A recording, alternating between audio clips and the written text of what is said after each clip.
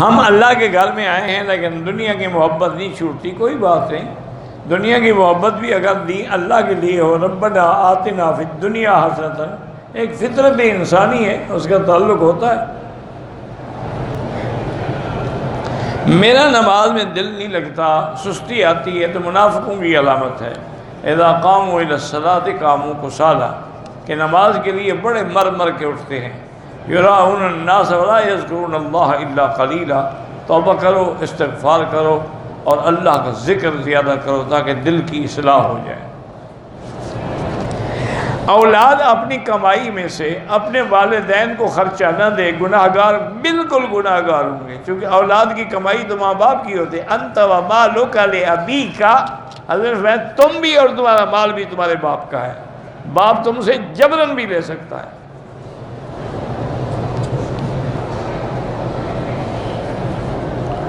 والدین کا اولاد پہ خرچہ باندھنا وہ والدین کی مرضی ہے، جتنا چاہے دیں، جتنا چاہے نہ دیں۔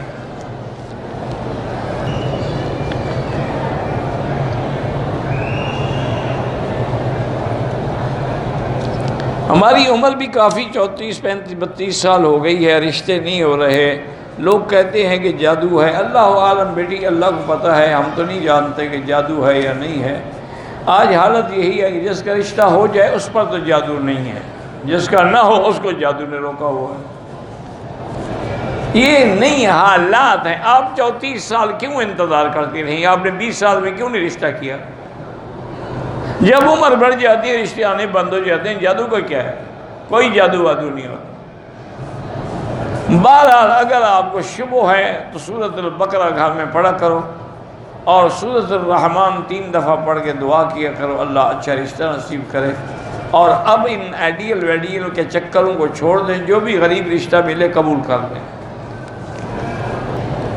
جو لوگ کعبے کی طرف ٹانگیں لمبی کر کے لیٹ جاتے ان کے نزدیک یہ بے ادبی میں شامل نہیں ہے۔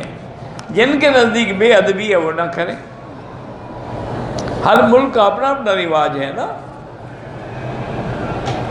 بلکہ وہ تو کہتے ہیں کہ جو سر کعبے کی طرف کر کے لیٹتے ہیں یہ گناہ گار ہیں، جو ٹانگیں کر کے لیٹتے ہیں وہ ٹھیک ہے۔ پتہ ہے کیوں؟ وہ کہتے ہیں دیکھیں نا ایسے ٹانگیں ہیں، تو اٹھے گا تو چہرہ کعبے کی طرف ہوگا کہ نہیں؟ اور اگر سر کر کے لیٹے گا اٹھے گا تو کعبے کو تو پشت ہوگی۔ گناہ گار وہ ہے یا ہم ہیں؟ تھوڑا سا عقل تم بھی لڑا لیا کرو نا، اس لیے اعتراض نہ کیا کرو کسی پر۔ ویسے ہمارے ہاں چونکہ یہ چیزیں بے عزتی میں شامل ہیں، بے ادبی میں، ایسا نہیں کرنا چاہیے۔ وہ ایک مثال ہے، اللہ عالم صحیح ہے، لوگ مثالیں گھڑتے بھی تو بہت ہیں نا، کہ ایک آدمی کسی کے گھر میں مہمان ہوا تو اس نے دیکھا کہ حضرت صاحب نے تو 5-6 روٹیاں اکیلے کھا گیا، تو اگر یہ رہ گیا تو مشکل ہو جائے گی۔ میں تو گھر میں ہوتی ہے 5-6 روٹیاں جو میں نے اس کو کھلا دی، بچے بھوکے بیٹھے ہوئے ہیں۔ بہرحال رات میں جب سونے لگے تو نے کہا اچھا بھائی چارپائی وغیرہ اپنی ٹھیک کر لو، کھانا کھا لیا، سو جاؤ۔ وہ چارپائی جب ٹھیک کرنے لگا اس نے کہا اللہ کے بندے یہاں پاؤں کا رہے، ادھر تو کعبہ شریف ہے۔ انہوں نے کہا اچھا ٹھیک، اس نے چارپائی بدل دی۔ اور جب بدلی انہوں نے کہا یار تم کوئی جاہل ہو، ادھر مدینہ شریف ہے۔ انہوں نے چارپائی پھر بدل دی۔ انہوں نے یار بڑے عجیب بے ہو، یہاں تو عبدالقادر جیلانی کا مدار ہے۔ تو انہوں نے کہا یوں کیوں نہیں کہتے کہ نکل جاؤ، ورنہ مجھے ہاتھ لٹک کر میں نہیں سو سکتا، سیدھی بات کرو بھی چلے جاؤ۔ مدینہ منورہ جائیں گے، اللہ نصیب فرمائے، درود شریف پڑھتے ہوئے جائیں اور وہاں غسل کر کے خوشبو لگا کے پہلے حضور کی مسجد میں 2 رکعت نماز تحیت المسجد پڑھیں، پھر ادب سے جا کر حضور کے مواجہہ شریف میں کھڑے ہوں، نہ زیادہ قریب نہ زیادہ دور، آواز نہ زیادہ بلند ہو نہ بالکل پست ہو، درمیانی آواز میں الصلاۃ والسلام علیک یا رسول اللہ، جتنی جلدی پڑھ سکتے ہیں پڑھ لیں۔ پھر سیدنا ابی بکر، سیدنا عمر، پھر کعبے کی طرف رخ کر کے دعا اللہ سے مانگیں۔ کہتے ہیں جی بعض لوگ کہتے ہیں حضور نے فرمایا کہ مکہ کو جلدی چھوڑ دو، یہ تو کوئی ایسی بات، بلکہ حضور نے تو قسم کھائی تھی کہ اگر میری قوم نہ نکالتی میں تجھے کبھی بھی نہ چھوڑتا۔ تم کہتے حضور کہتے چھوڑ دو، خود بناتے رہتے ہو، گھڑتے رہتے ہو روایات حدیثیں۔ وہ تو حضرت عمر انتظامی طور پہ فرماتے تھے حج کے بعد بھی لوگ واپس جلدی جائیں، تاکہ کوئی ہجرت والا آدمی یہیں فوت ہو گیا تو اس کی تو ہجرت ناقص ہو جائے گی، اس لیے وہ جلدی، یہ تھوڑا ہے کہ سب کو کہتے تھے نکل جاؤ۔ تبلیغی جماعت میں جانا کیسے، جا کے تجربہ کر لو، 2 دن 4 دن لگا کے دیکھ لو، اگر وہ تمہیں ڈاکہ چوری بے حیائی سکھائیں تو چھوڑ دو، اگر دین کا کام سکھائیں تو لگے رہو، تجربہ کرو نا، کہنے سے کیا ہوگا۔ میں نے 4 سال پہلے عمرہ کیا تھا، مجھے معلوم نہیں تھا، میں نے عمرے کے اندر انڈر ویئر پہنے رکھا، اب احرام باندھنے کا پتہ لگ گیا، طواف صفا کا لگ گیا، یہ پتہ نہیں لگا کہ سلا ہوا کپڑا نہیں پہننا، بس دم ادا کریں۔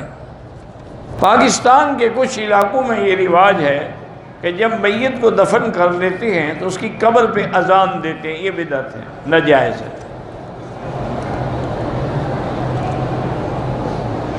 میت کو دفنانے سے پہلے قبر میں بیٹھ کے قرآن پڑھتے ہیں، یہ بھی بدعت ہے، جو اس نے پڑھا ہے اس کے کام آئے گا۔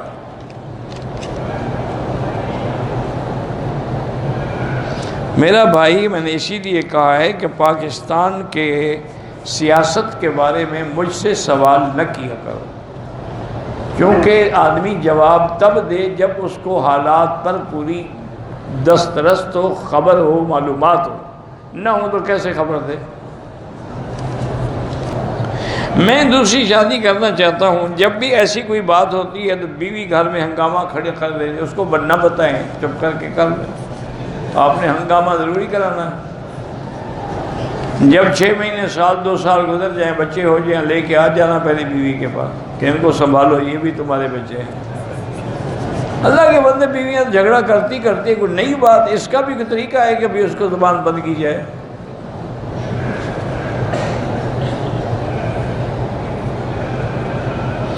کچھ لوگ ہیں کہ انہوں نے مکہ اور مدینے سے مٹی اٹھائی ہے کہ گھر کی تعمیر میں استعمال کریں گے، بالکل ناجائز۔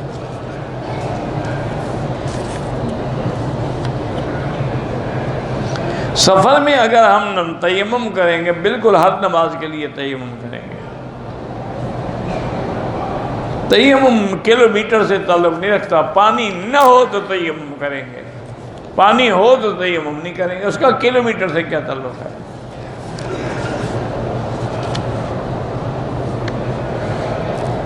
اگر شیشہ سامنے دیوار پہ لگا ہوا ہے اور اس میں آدمی کی تصویر پوری نظر آتی ہے، پھر نماز نہ پڑھیں، اس کے اوپر کپڑا ڈال دیں، کیونکہ نماز میں تو تم تصویر ہی دیکھتے رہو گے نا اپنی۔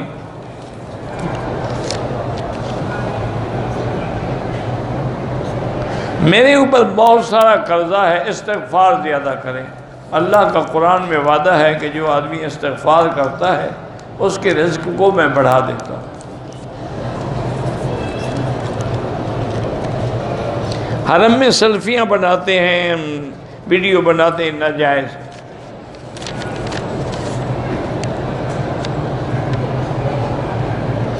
ہمارے ساتھ ایک خاتون تھی، گھر سے چلی ٹھیک تھی، عمرے کی نیت کی، گھر میں نفل بھی پڑھے، ایئرپورٹ پہ آئی، حید آ گیا، میقات سے احرام باندھا، نہ ہی تلبیہ پڑھا، وہ ہوٹل کے کمرے میں رہی۔ بہرحال اگر اس نے اپنے کمرے میں 2 رکعت بھی پڑھے تھے، نیت بھی کی تھی، لبیک بھی پڑھی تھی، وہ کافی ہے، پھر میقات سے پڑھنے کی کیا ضرورت ہے، وہ تو اپنے گھر سے پڑھ کے آ رہی ہے۔ اب وہ بیٹھی رہے، جب پاک ہو غسل کر کے عمرہ کرے۔ اور اگر اس نے تلبیہ نہیں پڑھا تھا، نیت نہیں کی، فقط صرف 2 رکعت پڑھی تھی، تو اب عمرہ بھی کرے اور ایک دم بھی ادا کرے۔ رکن یمانی پہ ہاتھ لگانا سنت ہے، وہاں اللہ کے فرشتے ہوتے ہیں، جب ہم دعا کرتے ہیں تو وہ کہتے ہیں اللہ ان کی دعائیں منظور فرما۔ یمانی اس لیے کہتے ہیں کہ یمن کی طرف ہے۔ وتر کا صحیح طریقہ وہی، حنفی حضرات 3 رکعتیں ملا کے پڑھتے ہیں، اور حنبلی حضرات 2 پہ سلام پھیر کے 1 رکعت پڑھتے ہیں، پڑھتے تو وہ بھی 3 رکعتیں ہیں، صرف وہ سلام پھیرتے ہیں، حنفی سلام نہیں پھیرتے۔ ہمارے پاکستان میں بچے آتے ہیں مسجد میں بڑے شوق کے ساتھ، لیکن پہلی صف میں بیٹھ تو ان کو سمجھائیں کہ بچوں کو پیچھے بیٹھنا چاہیے، محبت سے سمجھائیں، پیار سے سمجھائیں، یہ نہ ہو کہ مسجد سے ہی بھاگ جائیں۔ عورت حرم شریف میں کھلا چہرہ نہ رکھے، پردہ رکھے، باقی محرم کے بغیر اکیلے نماز پڑھ سکتی ہے۔ سبحان اللہ، الحمدللہ، اللہ اکبر جو ہے وہ دائیں ہاتھ پڑھنا، دائیں ہاتھ پڑھنا افضل ہے۔ باقی یہ نہیں ہے کہ بایاں ہاتھ کو نکال، اب انسان نے کپڑا پہننا ہے، کھانا کھانا ہے، روٹی کھانی، دائیں ہاتھ افضل یہی ہے کہ دائیں استعمال، لیکن بایاں بھی استعمال ہوتا ہے۔ ایک صاحب کے پاس عمرے کے لیے پیسے ہیں، وہ کہہ رہے ہیں کہ میں مسجد میں لگا دوں یا عمرہ کروں۔ اگر آپ پہلے عمرہ کر چکے ہیں تو آپ مسجد میں لگا دیں، زیادہ بہتر ہے۔ نہیں کر چکے ہو تو عمرہ کرو۔ کچھ ساتھی کہتے ہیں کہ فاتحہ کے بغیر نماز نہیں ہوتی، ہم بھی کہتے ہیں نماز نہیں ہوتی، لیکن مجھے یہ بتاؤ کون سی نماز ہے جس میں فاتحہ نہیں ہوتی؟ پہلے وہ نماز تلاش کر کے مجھے بتا دو، مسئلہ پھر میں سمجھا دوں گا۔ کوئی ایسی نماز ہے جس میں فاتحہ نہ ہو؟ میں نے نہ پڑھی، امام نے پڑھی، نماز میں تو فاتحہ آ گئی نا، تو نماز بغیر فاتحہ کے کہاں ہے؟ آیت الکرسی پڑھا کریں، آخری صورتیں پڑھا کریں، اللہ پاک کی رحمت سے ڈر نہیں لگے گا۔ میرے دل میں غلط وسوسے آتے ہیں تو لا حول پڑھا کریں، لا حول ولا قوت الا باللہ۔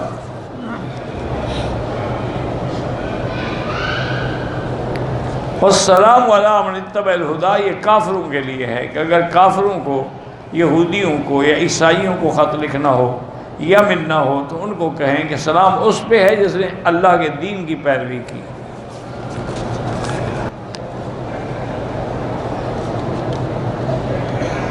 ہماری بہن کا رنگ کالا ہے اور وزن بھی زیادہ ہے تو رشتہ نہیں ہو رہا، تو اسی کے برابر کا کوئی آدمی تلاش کر لو نا جو اس سے بھی زیادہ کالا ہو اور عمر بھی اس کی زیادہ ہو، تو رشتہ ہو جائے گا۔ اب کالی سے کوئی گورا تو کرنے سے رہا نہ رشتہ۔ اللہ کے بندے دعا کرتے رہو، نصیب میں ہے تو ہو جائے گا۔ کیا ہے اس کالے رنگ کا؟ کیا پوری حبش، پورا سوڈان، یہ پورے افریقن ملک سارے کالے ہیں، ان کے رشتے نہیں ہوتے؟ یعنی کتنے ملک ہیں جو پورے ملک ہی کالے ہیں افریقن؟ دیکھا نہیں حج میں کہتے ہیں کتنی اللہ کی مخلوق آتی ہے۔ اچھا، ان کے نزدیک وہ کالی لڑکی زیادہ خوبصورت ہوتی ہے گوری سے، وہ کہتے ہیں گوری تو دھیلے کے برابر بھی نہیں ہے، ان کو کالی اچھی لگتی ہے۔ تو یہ اللہ کا ایک نظام ہے۔ اب انڈونیشیا کے لوگ دیکھیں 4 فٹ قد ہے، اور اسی سیرین کے لوگ دیکھیں 6 فٹ سے کم کوئی بھی نہیں ہے۔ یہ اللہ کا ایک نظام ہے، کالا بنائے، گورا بنائے، اچھا بنائے، نہ بنائے۔ رشتے بعض اوقات ان کے ہو جاتے ہیں جن کی امید بھی نہیں ہوتی، اور بعض شہزادیاں گھروں میں بیٹھی رہتی ہیں، رشتے نہیں ہوتے۔ یہ اللہ کے ہاتھ میں۔ عورت اگر مدینے سے احرام باندھ کے آئے، جب تک عمرہ نہ کرے بیٹھی رہے، جب پاک ہو عمرہ کرنے کے بعد جائے پاکستان، سیٹ آگے کرانے کوئی مشکل مسئلہ نہیں ہے۔ میلاد کا کھانا بدعت ہے، قریبی رشتہ دار ہو یا کوئی ہو نہیں جانا چاہیے، چونکہ آپ نہیں جائیں گے تو ان کو ہدایت ہوگی نا۔ اگر آپ خوشامد کر کے شریک ہوتے رہے تو وہ کیوں چھوڑیں گے؟ تبلیغ کی نیت سے جائیں میلاد میں، پہلے کبھی کیا ہی ہے تبلیغ تم نے ان کو؟ نہیں مجھے بتاؤ کہ فلاں میلاد کے موقع پہ میں گیا تھا، میں نے بڑی تبلیغ ہو، تمہیں گنجا بنا دیں گے، تبلیغ کیا کرو گے؟ تم